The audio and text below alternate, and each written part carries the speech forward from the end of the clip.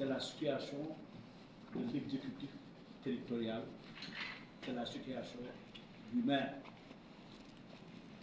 Et donc nous avons engagé cette négociation qui a pris le temps qu'il faudrait pour aboutir à un certain nombre d'accords.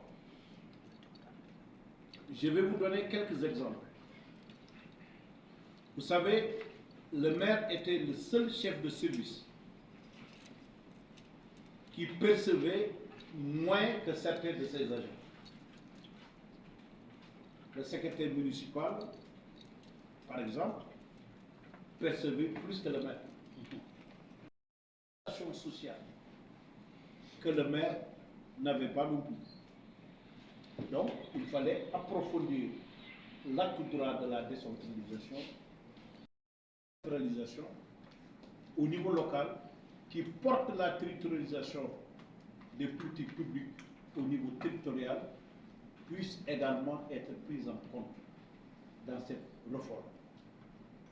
Ça a pris le temps que cela a pris.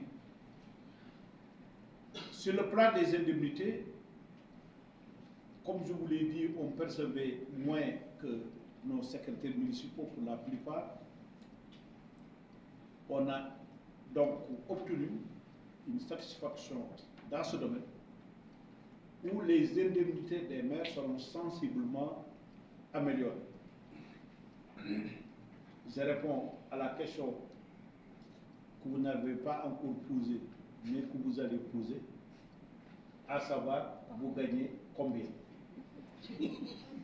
Alors, j'anticipe sur la question pour dire qu'il y a un ordre de collectivité territoriale. Il y a des communes qui étaient des anciennes communautés rurales. Il y a des communes qui étaient des communes qui sont des communes d'arrondissement. Il y a des communes chefs-lieux de département. Il y a des communes, donc chefs-lieux de région. Il y a des villes. Et les salaires sont différenciés en fonction du niveau, en fonction de l'ordre de commune. Et sur ça, nous avons quand même, on a mis en place un dispositif de commission paritaire. Nous avons des propositions, nous portons des propositions. Nous semblons nous accorder sur ces propositions de salaire, d'indemnité.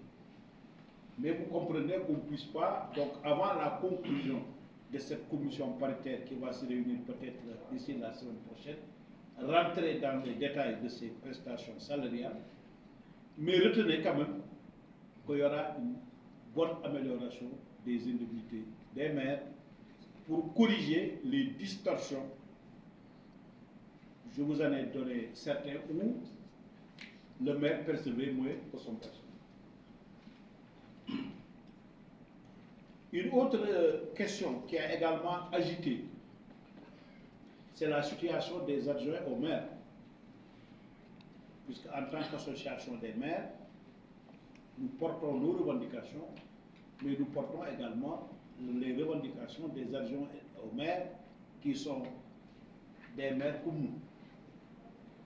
Et de ce point de vue là aussi, parallèlement à l'augmentation des indemnités des maires, les indemnités des adjoints seront également sensiblement améliorées. Les indemnités de session, il y avait une forme d'injustice par rapport à cela, puisque quand le conseiller départemental se réunissait, il avait droit à des indemnités de session et de prise en charge. Ce qui n'était pas le cas pour le conseil municipal. Quand on a un conseil municipal, généralement, c'est le maire qui trouve une solution pour appuyer ses conseillers qui ont effectué le déplacement.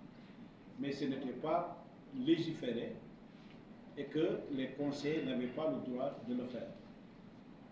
Ça aussi, nous avons trouvé des accords pour que cette indemnité de session soit élargie aux conseillers municipaux.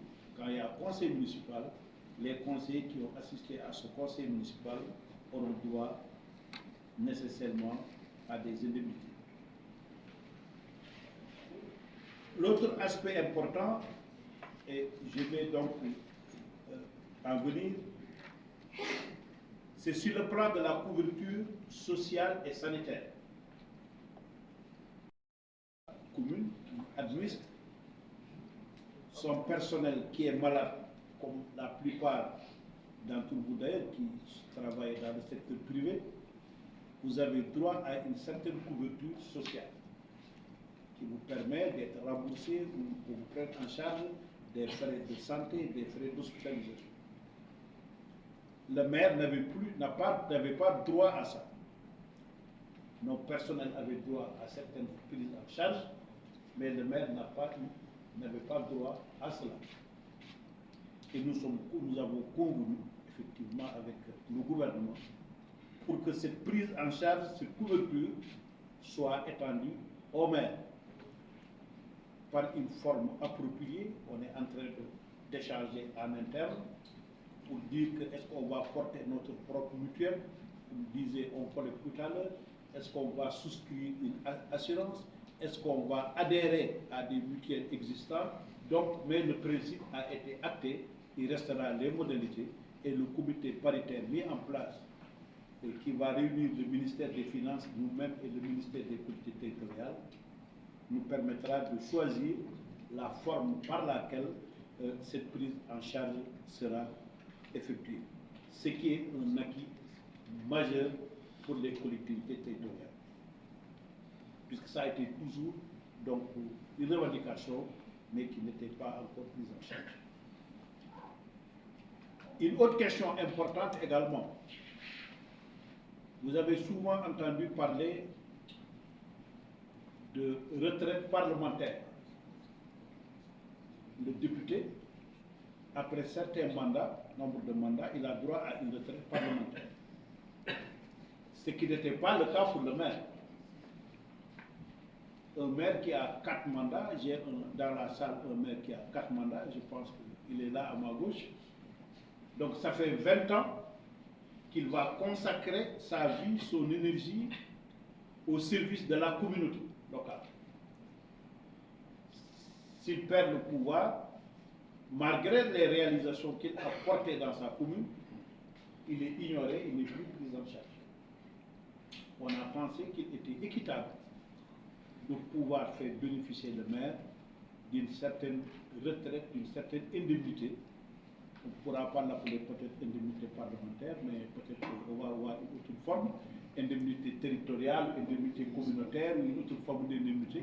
Vous allez nous chercher un mot qui correspond mieux à cette forme d'indemnité, qui est une reconnaissance des services que le maire rend à la société. Est la seule autorité locale qui bénéficie d'un dédoublement fonctionnel.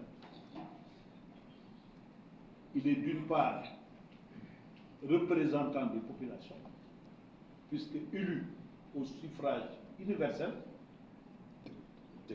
direct, mes collègues ajoutent direct, parce que c'est une nouveauté fondamentale, mais également, il est le représentant de l'État dans sa commune. C'est l'article 107 du Code général des collectivités territoriales.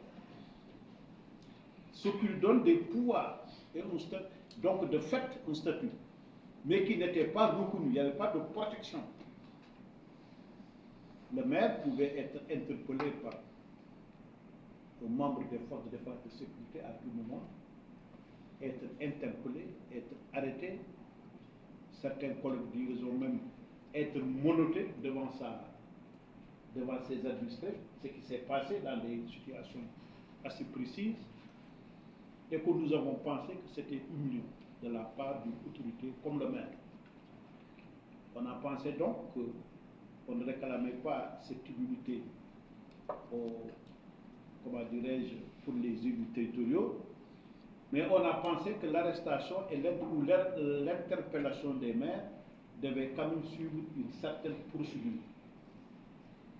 On devrait au moins accompagner cela d'une certaine mise en forme. Et parvenu à cela, on ne parle pas d'immunité. Mais je pense que l'arrestation ou l'interpellation du maire doit obéir à une certaine forme de procédure, qu'on ne puisse pas le trouver et l'arrêter, le monter et le mettre dans une fourgonnette. Ça aussi, c'est un acquis de taille qui mérite donc d'être rappelé.